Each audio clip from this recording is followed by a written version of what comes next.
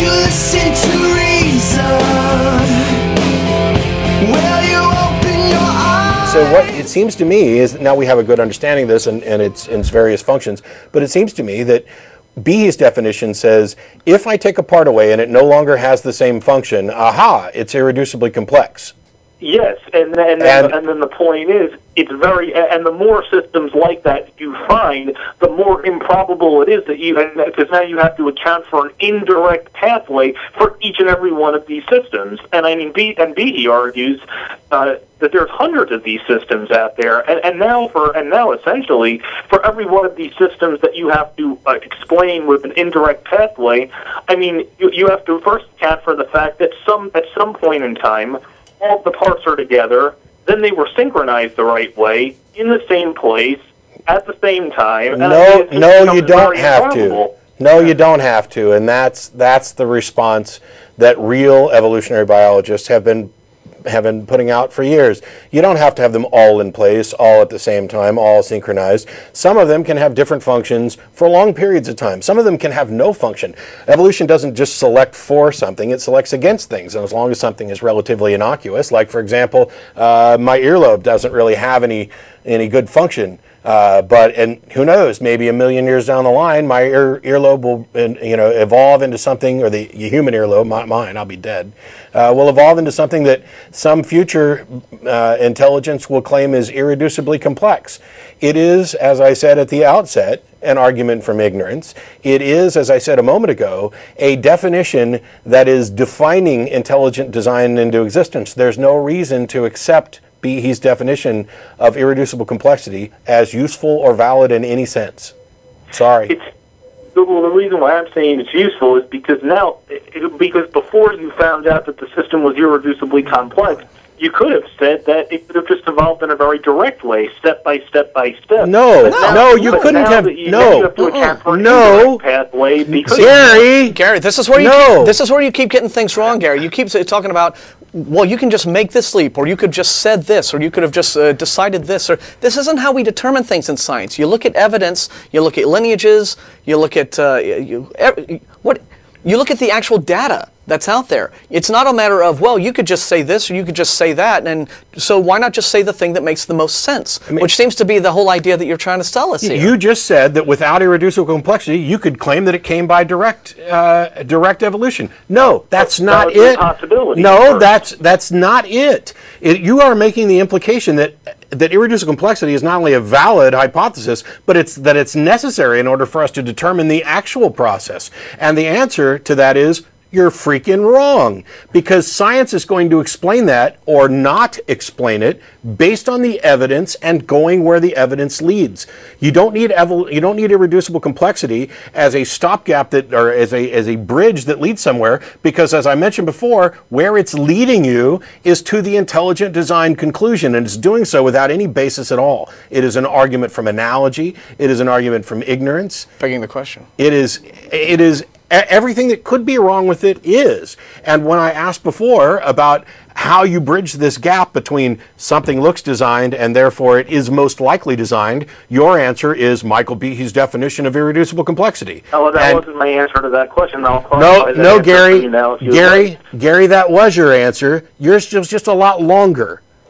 You bridge the gap between it looks designed and it most probably is designed by appealing to Behe's definition of irreducible complexity.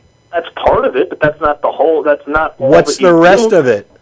The rest of it is, first of all, determine how probable it is that it could have formed by, if you don't want to use the word random, an unguided process. And how do you do that? A high degree of specification. How do you assess the probability? What's your denominator? Okay, I'm not a mathematician to it, but I mean... Obviously. Well, I mean, yeah, I'm a college student. I don't have a PhD in mathematics. No, but you understand probabilities, right? I said that's the way you would go about doing it. Right, and if you have no other examples, if you have nothing to compare it to, if you have no way of determining the denominator, you can't come up with a probability. Yeah, because this just gets you back to my question again, Gary. It's like if you want to assert that a thing is designed, if you want to assert that there is a higher probability that a thing is designed than otherwise, then you have to know certain things. You have to know what would this thing be like were it not designed? You have to have a definition of non-design to use as a frame of reference to set against your definition of design. And if you want to say there's a greater probability of one over the other, you have to know how to work out that probability. And if you're assessing, I mean, when they say here what the probability is of winning the Powerball every week, I mean, that's an actual, they work that math out based on real data. You know, in terms of how many tickets are bought by people, what the jackpot is, you know, how many states the sales are in, et cetera, how many millions of people are out there spending their dollars on Powerball every week. They actually, and then what the likelihood of the numbers coming up in the little spinning machine, right? I mean, that's actual data. They don't just come up with 1 in 37 million jillion off the top of their heads. They work that out. So if you want to work out the greater probability of a designed life form with a non-designed life form, you have to know what both of those things look like, and you have to have your data points to be able to make that probability. You can't just say, well, it looks that way, so it just seems more likely. And that really has been all you've been saying this entire conversation. Well, it looks more likely. There's one more thing that he said, which is something that creationists have said a lot of, in addition to the it looks this way, therefore it most likely is this way, is this issue of probability. And that is an argument that, well, evolution just seems so unlikely. Well, why is that? Well, that's a valid claim. I mean, I know people on both sides of the debate who have supposedly calculated the mathematical improbabilities for it. I mean, I know for a fact that this issue was discussed in the Dover trial and on the intelligent design side of it. I know Dr. William Dembski has written extensive algorithms on the subject. Yeah, and I know why he's wrong. He makes the same mistake that a lot of creationists make, and that is that they assume that this thing must have occurred once, and you're doing one trial instead of a pool of resources with continual attempts. And this is all about abiogenesis anyway, and now we're way off, and we've had you on for like 30 minutes or so. So I'm going to go ahead and move on to another caller.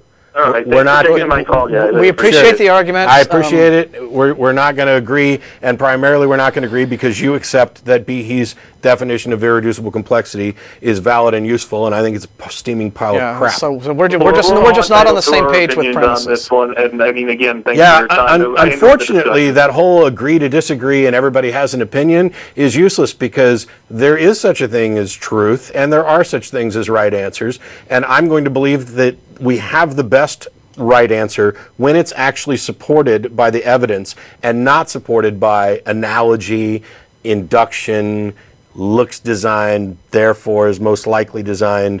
The time to believe that there's a designer is when it's actually been demonstrated to be most likely true, not a second before.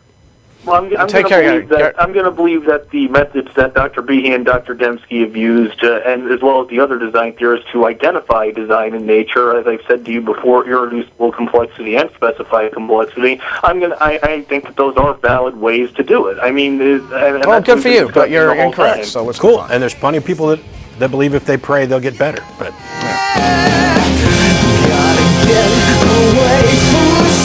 the content of this video is produced by the Atheist Community of Austin, a nonprofit educational organization promoting positive atheism and the separation of church and state. If you enjoyed this content and are willing and able to provide a donation, please visit the website below.